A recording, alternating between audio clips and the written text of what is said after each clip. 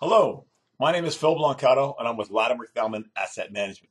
Welcome to the 2016 first quarter market commentary. Well, gosh, it's been a pretty crazy ride this first quarter, hasn't it? We went down 10.5% on the S&P 500, and now we're basically flat. The headlines about China, about the U.S. going into recession, about Europe and Japan and our Federal Reserve send the market into a wild turmoil. But then some of the facts came out. The facts are, everyone, that the U.S. consumer is healthy, probably as healthy as it's been in a long, long time. And the reality is we have sub 5% unemployment. We have low inflation, low energy prices, low cost of borrowing. Folks are making some improvement in wages. They're saving a little bit of money. They're spending a little bit of money. All that holds up to a pretty healthy U.S. economy. When you look at the stock market and you look at what happened, there was a lot of panic and fear. You've had a 7-year bull market. The slightest negative news can then send things into turmoil. But the reason why it bounced back, as I've already mentioned, is there was a lot of better factors. When you think about Europe's impact on the United States, yes, it's better for the U.S. if if Europe is growing. But if they're not growing, the core of our economy is you, the consumer. And as long as you, the consumer, is healthy, I think the United States continues and will continue to be relatively healthy. So that's the key ingredient.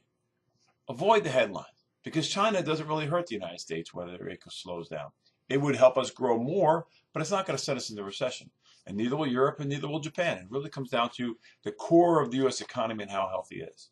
So when the U.S. stock market rebounded, it was because, one, earnings weren't as bad as everyone made them out to be. Certainly there's the energy sector, which is hurting, and the materials sector, which is hurting. But outside of energy and materials, corporate earnings are basically flat. Not gangbusters, but not in a recession mode. And that's partially why the stock market rebounded.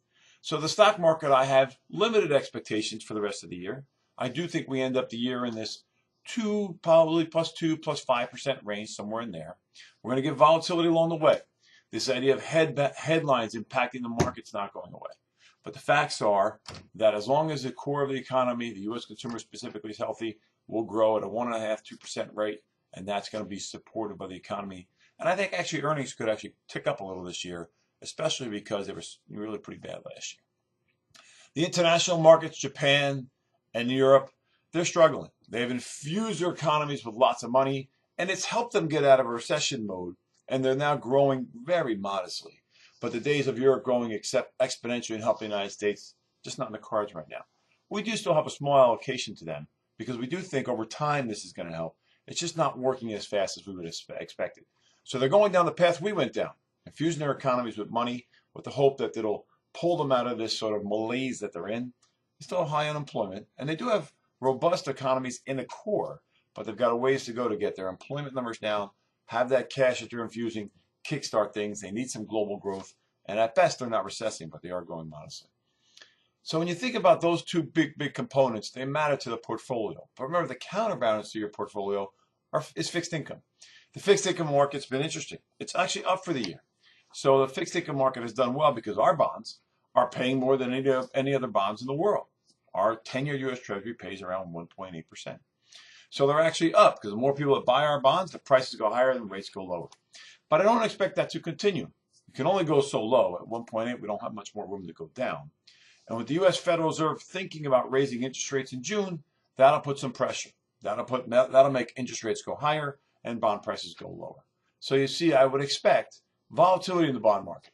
While we have the best bond market in the world, because ours are paying the most, the strongest economy pays the highest interest rates, I do think we're going to get some volatility there. And it's not a lot of yield cushion, not a lot of money coming into your portfolio to prevent losses. So, the days of getting 10, 15% of your bonds are over. We're now in this 1.8% range, more or less. So when you look at the portfolios on total, I think this year is going to be a relatively volatile one. But remember, the most important part is we're going to get slow, modest growth throughout the U.S. economy throughout the year. We're not in a recessionary type situation.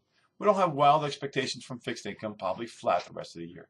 And you look at the equity market with modest returns, maybe we need to rethink our total portfolio return expectations. Probably where we're used to get 6s and 7s in a balanced account, more like 4s and 5s. But the key is diversification.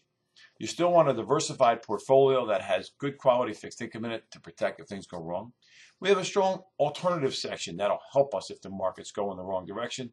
And the stock market, We have more stocks in the portfolio than ever before, but I do think the stock market could be supported from a dividend standpoint and a modest growth standpoint throughout the year. So modestly optimistic. Avoid the headlines because sometimes they get a little crazy from the media.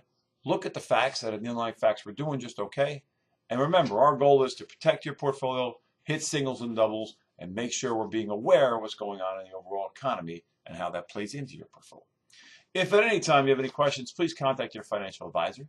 We would gladly get on the phone and help you answer any questions that you might have. Have a wonderful spring, and we'll see you in the summer. Thank you.